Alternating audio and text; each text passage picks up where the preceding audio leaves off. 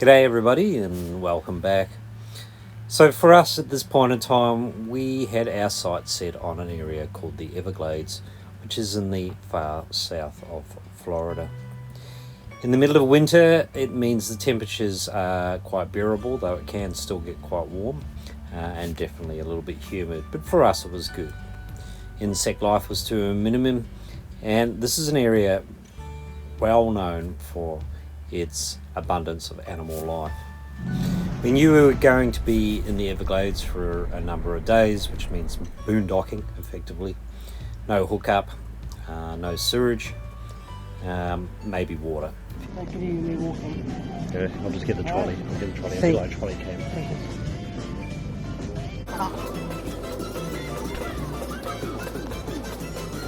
Oh, sorry. Gives the music in.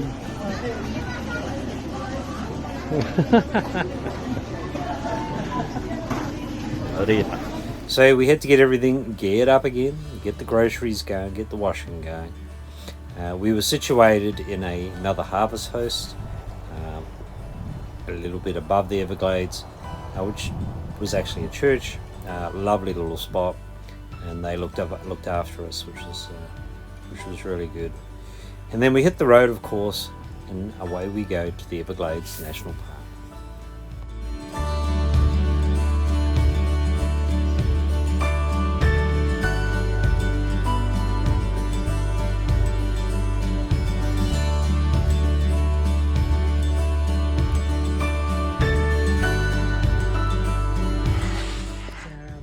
Lovely little campsite in the Everglades, south of Florida. Lovely quiet spot. And after a relatively short trip from Homestead, where we had been staying, into the Everglades, we were now settled into the park. The park's reasonably priced, it's not a large cost to stay there, and it offers a lot. So I guess if you're in a national park, you need to go for a walk. Putting it mildly, and you'll never ever do everything that you want to do. But first thing in the morning or last thing in the evening, I guess, are the better times to be out going for a stroll. One, it's cooler because it gets pretty warm up here, definitely humid. And for two, there's probably more animal life out that time of the day. So that's what I'm doing, going for a stroll through the bush.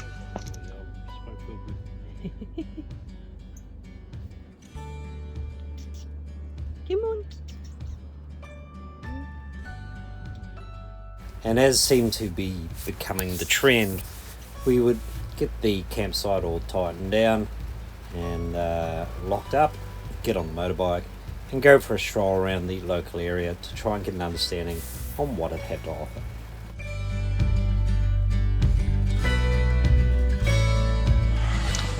So, honey, we're off to the amphitheatre To get better Wi-Fi. to get better Wi-Fi because we have no Wi-Fi. I actually look bald.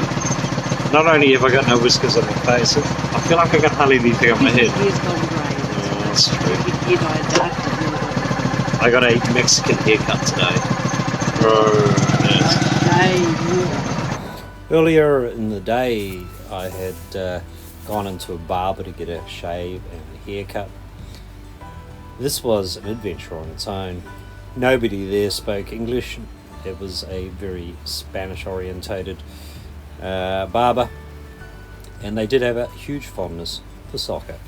Appropriately, Argentina was playing on the day.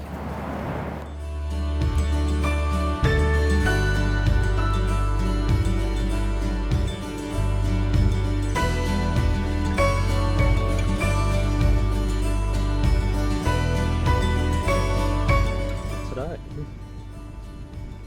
we are at Remember that?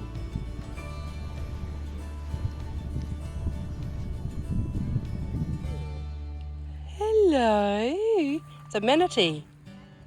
just coming up for a breath. Oh, Oh. there's two of them. There's two. Hello. You're huge. Hello. I think they like my voice.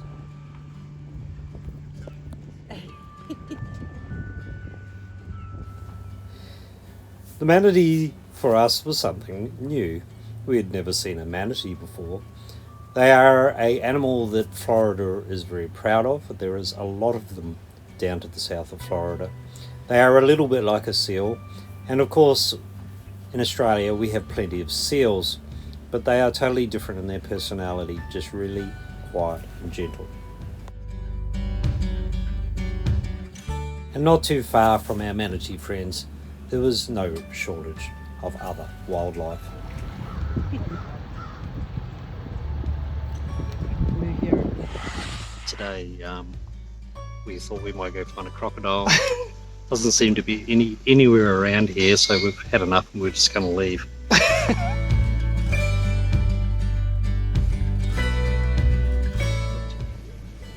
You're not from Australia, are you? Oh, okay, so this is a small crocodile, right? Well, it's funny you say that because we don't have crocs where we're from in Australia.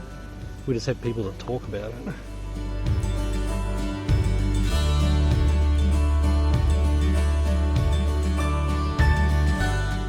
Hello. We just saw Gertie the gator. Was it Gertie? Oh, I just named it Gertie the gator. Yeah, right, it was Gertie. It was a very big Gertie. It's huge. What, 12 feet? There's lots of, well, they said 12 feet, but I lay down beside him and I reckon it was more like 8 feet. Oh. We couldn't see the rest of his legs. That's Could have been true. 12. And he had a long tail. Yeah, I reckon it was 12.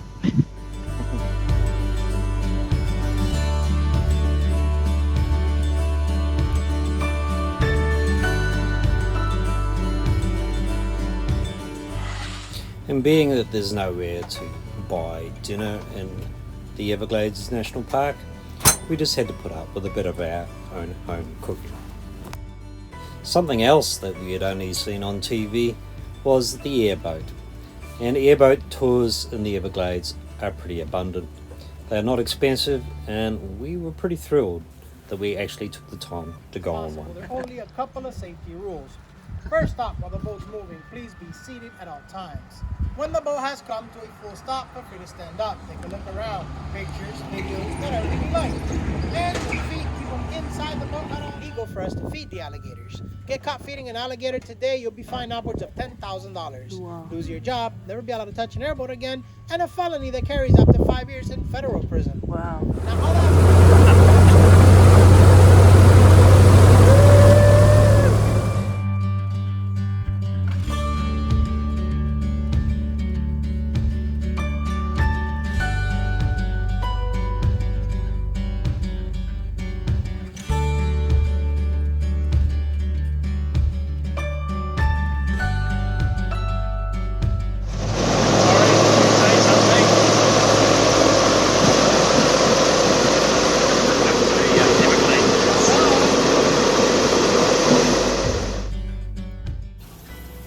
Airboats are smooth, they are fast, and they are also noisy.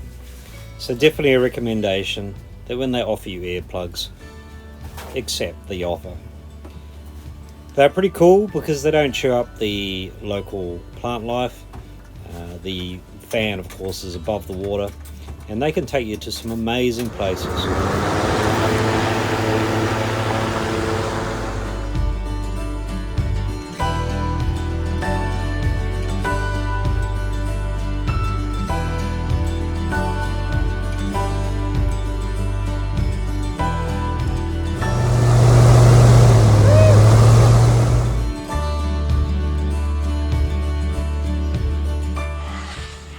The tickets for the airboat ride not only gave us the ride on the airboat, but they also gave us a sit down so we could learn all about the local wildlife.